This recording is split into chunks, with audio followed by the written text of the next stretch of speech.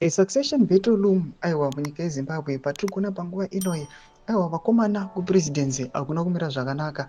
Zvamuri kungoona zviri kuonekwa nevanhu vese, kunyange nevanhu vasingafolowi aiwa nhau dzepolitics, kunyange nevanodzifolowa vese vari kungoona kuti aiwa panguva ino hazvina kumira zvakanaka. Sanapera mashoko atiri kuona kuti aiwa kunyange najenerali panguva inoyi aiwa kutofamba kwavo nekugara kwavari kuita vanotogara vakagaidhiwa aiwa nehigh security. Don't subscribe or like or turn on the bell icon. Panapa tinoona kuti tiri na BBC Zimbabwe vanoposta this picture yamuri kuona the vice president Kosatino Chiwenga aiwa vari surrounded aiwa nema-army officers vamuri kuona kuti aiwa vakomana vakawandiwa vanotopfuura 10 vangogadha aiwa vanhu vaviri the vice president pamwe chete nemukadzi wavo vamuri kuona avo. Munoona kuti aiwa vakomana aiwa vari muthose suits vakomana vakagadha the vice president Kosatino Chiwenga. Udanyura achiti acting president Lieutenant General Chiwenga is arrived to preside over the burial of 3 heroes.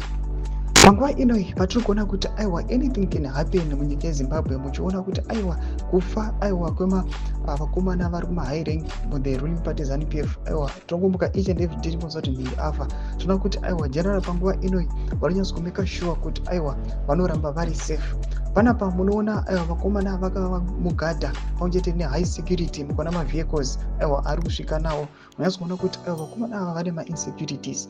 Vakomana ava havasi kunyatsotrustana, havasi kufila safe out there. Kwese kwavanenge vachifamba vanomeka sure kuti aiwa they've got high security just because they know kuti aiwa ma-attacks anobva aiwa anouya kubva kune mamwe mapresidents anotungamira nyika oro any vanokwanisa kuuya vachimobilize vaida kuti aiwa generali aiwa vatevere mamwe makomanda ake nemagenerals akatisiya since after the post 2017 coup. Todzai mafungiro enyu moti kudii pamusoro pechitiko ichi. Aimena comment section menu kutidza mafungiro enyu. So subscribe or like, so turn on the bell icon.